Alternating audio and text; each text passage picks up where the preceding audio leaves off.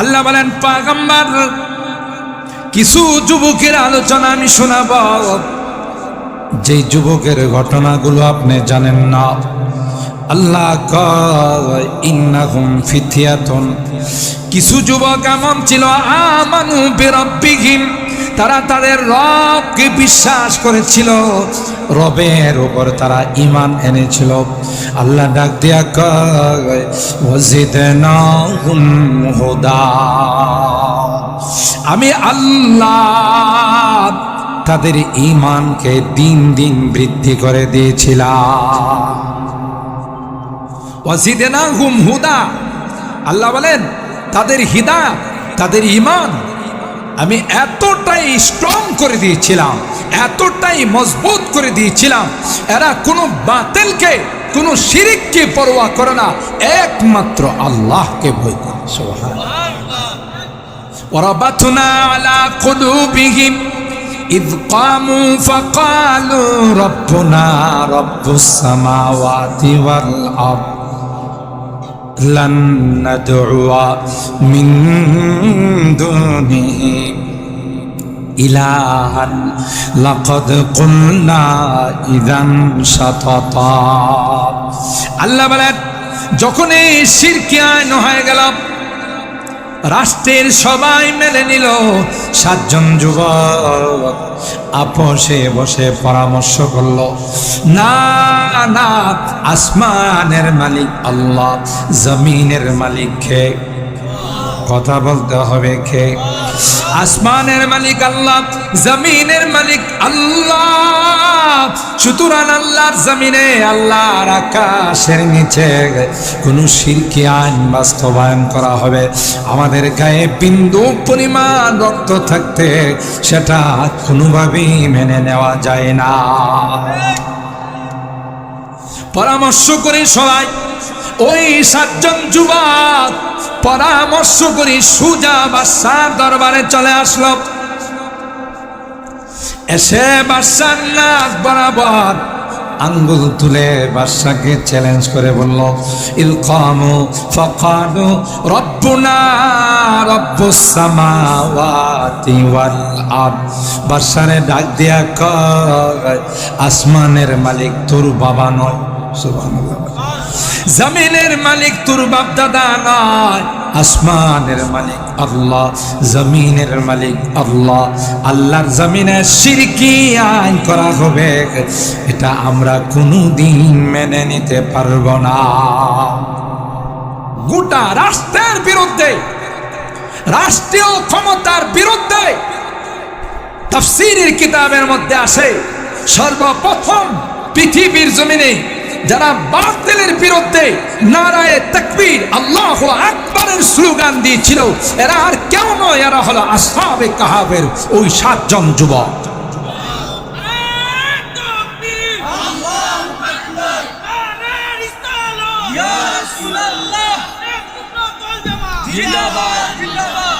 আরে মুসলমানদের তাকবীরের আওয়াজ হবে কাফেরদের কলিজার মধ্যে কম্পনকারী। কথা বলেন ঠিক কিনা? সিলেটের জমিনে হযরতে শাহজালাল ইয়ামানি মুজাররাতি রাহিমাহুল্লাহ কোন অস্ত্র দিয়ে গৌর গোবিন্দের মোকাবেলা করে নাই, আল্লাহু আকবারের আওয়াজ দিয়ে মোকাবেলা করেছেন। কথা বলেন ঠিক কিনা? জোলা দিয়ে ফারাসে ওঠি गोजी है वही तकबीर, तकबीर अल्लाहु আকবারের আওয়াজ মুসলমানের এমন হবে যে আওয়াজে বাতিলের তখতেটাও তছনছ করে কাঁপতে থাকবে। কথা বলেন ঠিক কিনা? জোলা দিয়ে ফারাসে ওঠি गोजी है वही तकबीर, हंसती के सनम खानों के लिए, हंसती के सनम खानों के लिए होता है हरम तामीर, हाय इल्म हुनर का गेवारा तारीख का वो से पारा है हर फूल एक शोला है हर शर्वा यहाँ मीनारा है अल्लाह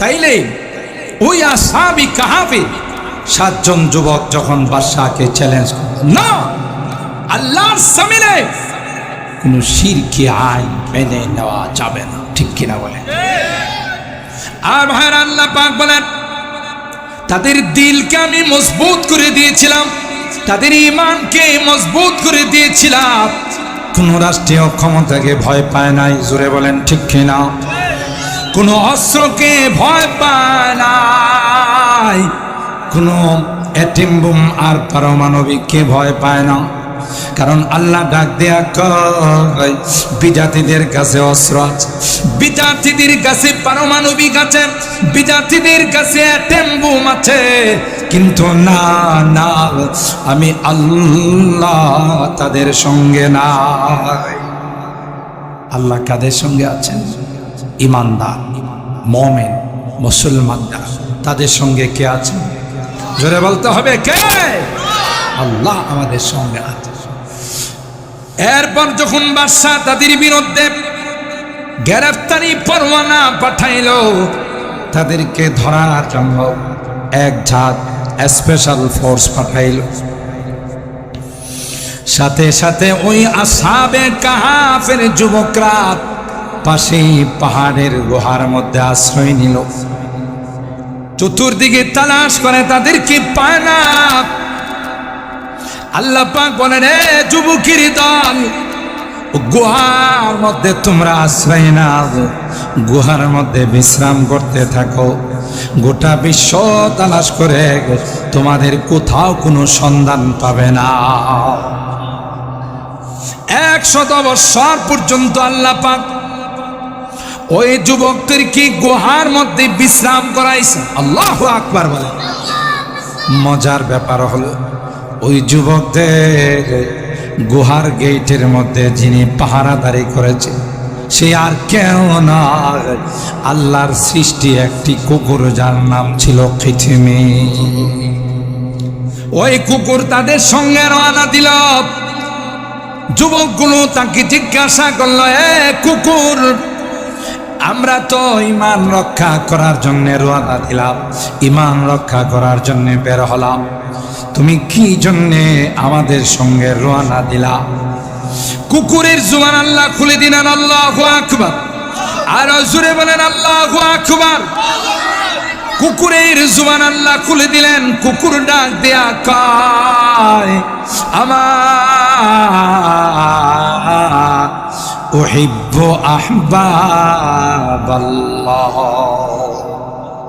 তোমরা হলে আল্লাহর প্যারা বান্দা তোমরা হলে আল্লাহর নেককার বান্দা ঈমান রক্ষা করার জন্য পাহাড়ের গুহায় আশ্রয় নিচ্ছ তোমরা গুহার মধ্যে শুয়ে থাকবে আর আমি তোমাদের পাহারাদারির কাজটা করব তাই তো কুকুরটা সামনের দুইটা পা দিয়ে 100 বছর পর্যন্ত তাদের পাহারাদারির কাজ করছে আল্লাহু আকবার আল্লাহ এই জন্য কুকুরটার আলোচনা কোরআনে কারিমের মিডল পয়েন্টে একবার নয় দুইবার নয় বারবার আলোচনা করেছে সায়াকুলুনা সালাসাতুর রাবিউহুম কালবুহুম ওয়া ইয়াকুলুনা খামসাতুন সাদিসুহুম কালবুহুম ওয়া ইয়াকুলুনা সাবআতুন ওয়া সামিনুহুম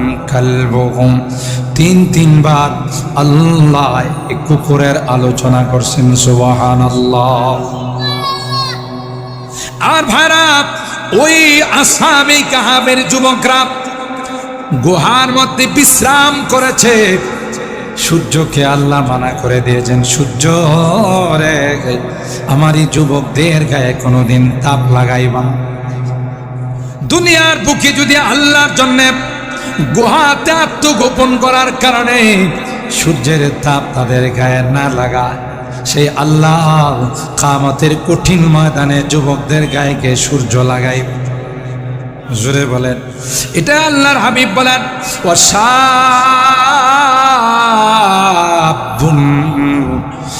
নাশাআ ফি ইবাদাতিল্লাহ।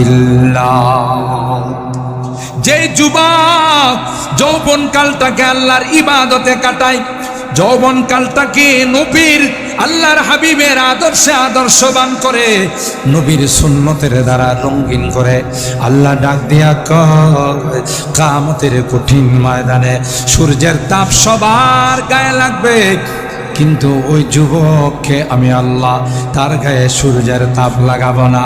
আমি আল্লাহ আরশে আজিমের নিচে তার জন্যে এসি রুমের ব্যবস্থা করে দেব। কিন্তু যুবক নেককার হতে হবে।